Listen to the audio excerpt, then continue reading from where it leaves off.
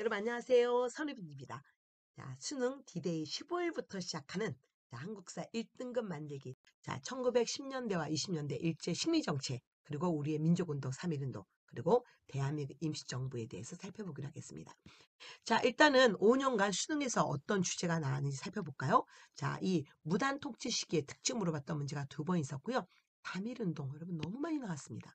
자, 대한민국 임시정부 내용 물어보는 거, 그 다음에 일제 경제 수탈 중에 1920년대 산미 증식 계획을 물어봤던 문제도 있었어요. 자, 올해 모평에서는 산미 증식 계획 물어봤고, 그 다음에 또 이렇게 4번이나 3.1운동 물어봤습니다. 그리고 10월 모의고사에는 대한민국 임시정부 있었죠. 그래서 여러분, 자, 일제가 어떻게 식민지 정책을 폈는지, 그리고 또 어떤 경제 정책을 폈는지, 그리고 중요한 거, 우리는 여기 어떻게 대응했는지, 그게 3.1운동, 대한민국 임시정부는 꼭 나온다고 생각하시면 과언이 아닐 것 같아요. 그러면 한번 내용 살펴보겠습니다. 자, 먼저 1910년대 일제 무단 통치, 그야말로 여러분 군합발로 눌렀던 시기였죠. 자, 이 시기 무단 통치와 그리고 일본의 경제 수탈 살펴보면요. 일단은 자, 1910년 국고 강탈당하고 자, 일제는 조선 총독부를 둡니다. 여기서 모든 걸 장악했고요. 일본군 대장을 조선 총독으로 임명합니다. 자, 그리고 자, 1910년부터 3.1운동 직전까지 1919년 자, 직전까지 3.1운동 직전까지 일본의 침략 형태는 무단 통치, 그야말로 칼무자, 협박의 시기였는데요. 자, 경찰 업무는 헌병이 맡아서 했고요. 그 다음에 저처럼 가르치는 선생들, 그 다음에 관리들 다 제복 입고 칼을 착용했던 시기.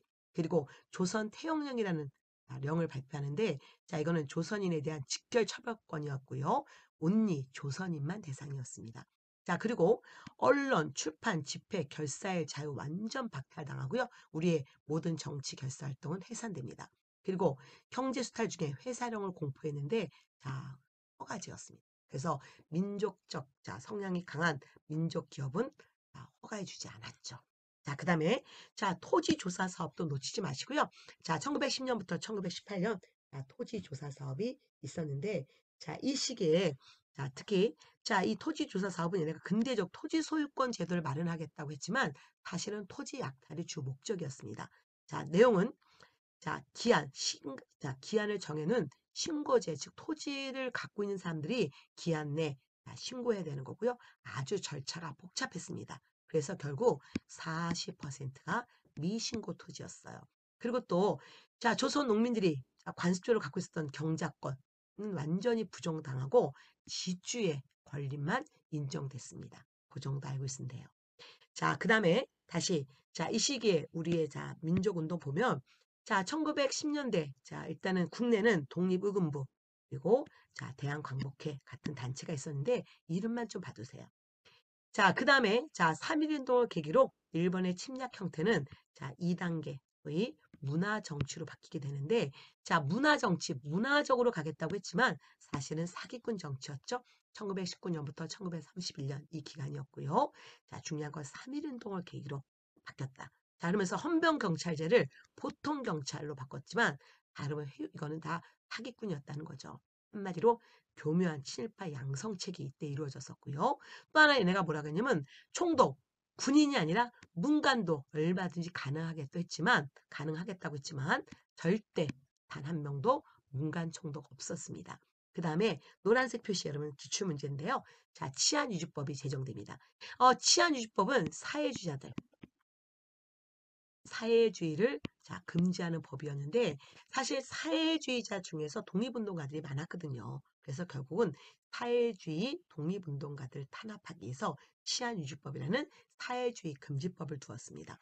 자, 그 다음에 이 시기에 여러분 자, 여기 신문 발행을 허가해 주고요. 그래서 조선일보, 동아일보 가능됐지만 사실은 그렇게 민족적 글 쓸 기회 없었다. 왜? 사전 검열, 삭제 뭐 이런 것 때문에 오히려 더 일본이 뭔가 교묘한 이런 검열 제도가 있었다는 거, 그 정도 봐두시고요.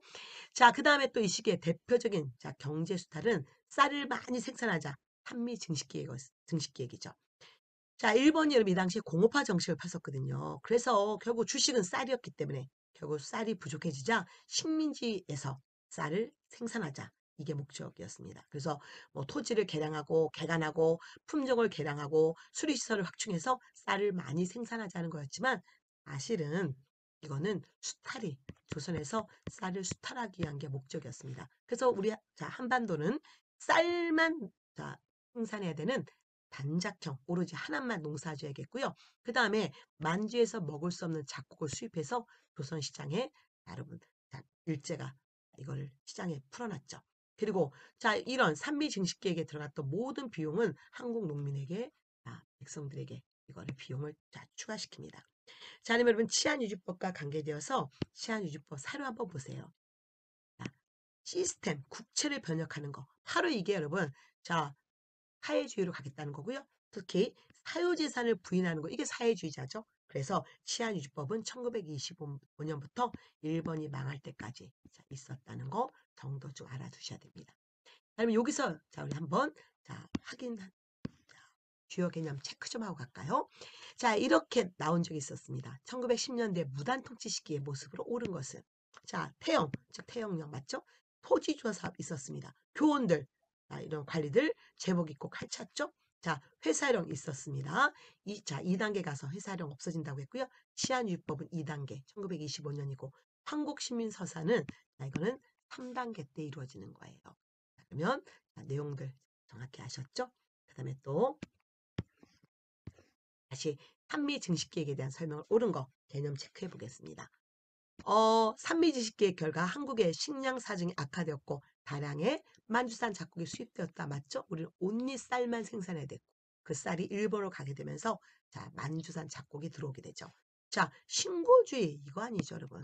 신고주의는 회사령이 신고주의로 1920년대 가면 이건 여러분이 조금 좀 내용을 많이 설명하려고 하면 좀 많아지니까 제가 딱 두 가지만 얘기할게요. 일단은 신고주의, 기한부 신고제, 토지조사령.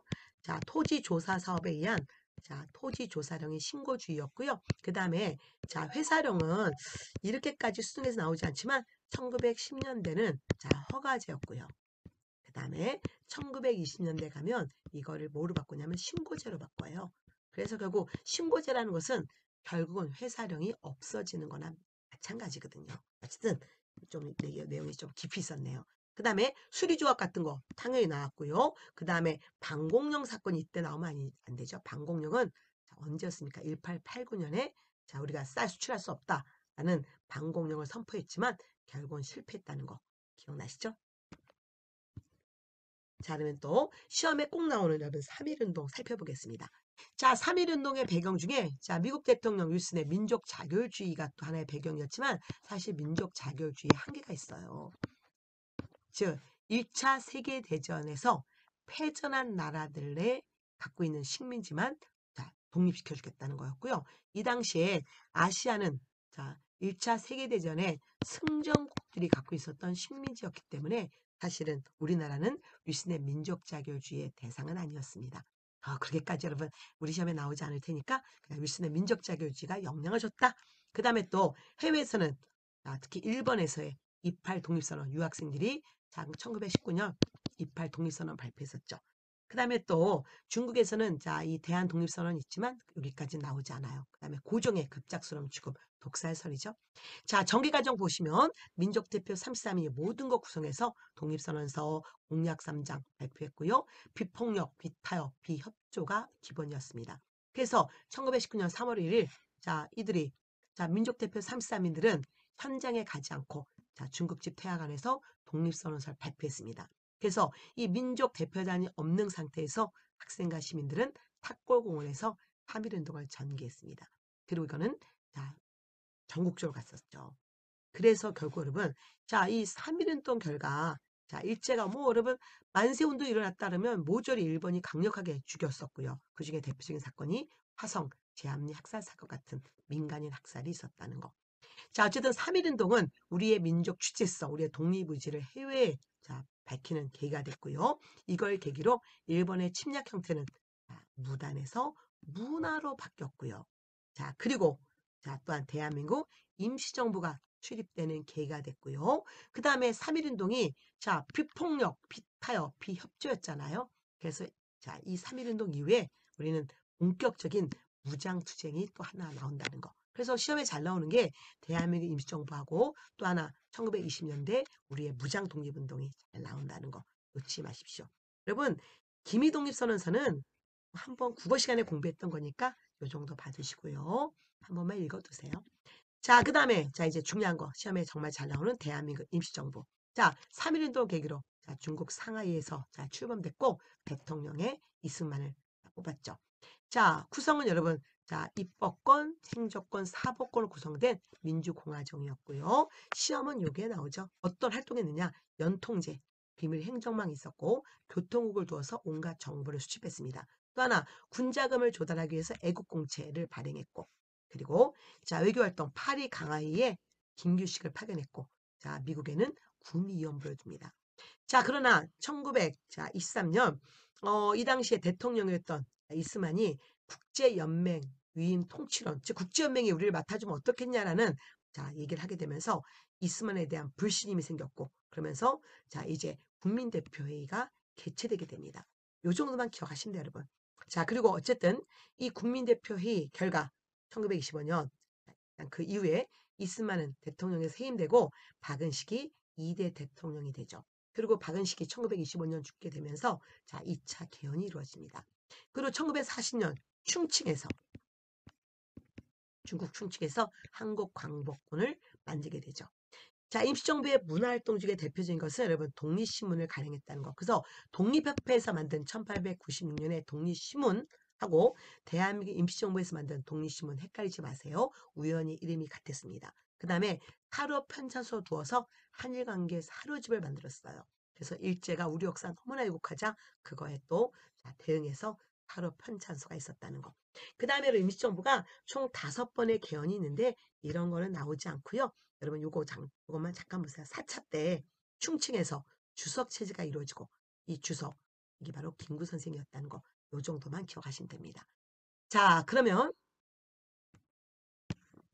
다시 한번 주요 개념 체크로 정리해 볼까요? 대한민국 임시정부에 대한 설명을 옳은 것은 자 연통제 교통국이 있었다. 맞죠? 원산학사 나오면 안 되고요. 구미위원부 있었습니다. 원수부 나오면 안 되죠. 28 독립선언 주도 아니죠. 이거는 동경 유학생들이 1919년 28 독립선언을 했고 이거 결과 3.1운동이 나오는 거잖아요. 자 대선조 포고문 이거 여러분 자 언제 이루어지냐면 1940년대 충칭시대 때 가면서 광복군 만들어졌고 광복군이 자 대일 일본과 독일한테 선전 포고합니다. 고종의 강제퇴위 반대운동 아니었고요. 홍반십서조 여기서 나오면 안 되죠. 그래서 임시정부와 관계되어서 지금 1, 3, 6 다시 한번 여기 내용들 확인해 보시고요. 자, 그 다음에 실제 문제 한번 풀어볼까요? 자, 2018년 수능 문제였습니다. 다음 판결문이 나타난 민족운동에 끼친 영향이야. 자, 주문, 피고 아무개를 징역에 처해. 자, 이유는, 자, 이화학당 학생인데 3월 초, 자, 경성, 즉 서울에서 손병희 선생을 중심으로 조선 독립선언을 발표하고 학생과 시민이 조선 독립 만세 외치고 시위를 하고 있었고 며칠 후 자, 고향으로 돌아와 태극기를 만들어 시장에서 수천만의 군중과 함께 태극기 흔들어서 만세 시위 뭡니까? 3.1운동이죠. 그러면 3.1운동의 3.1운동이 끼친 영향이 뭐냐는 거죠. 자, 일제는 문화 통치에서 문화 통치로 사기꾼 정치를 바꿨다는 거. 답으로서 1번 되는 거예요. 이 정도 볼 줄 아시면 되죠. 자, 이번 시간은 자, 일제가 어떻게 1910년대, 자, 20년대 우리를 침략했고 자, 우리는 어떻게 저항했는지 여러분 다시 한번 그 기본 개념만 한 번만 정리하시면 좋겠습니다. 또 다음 시간에 뵐게요.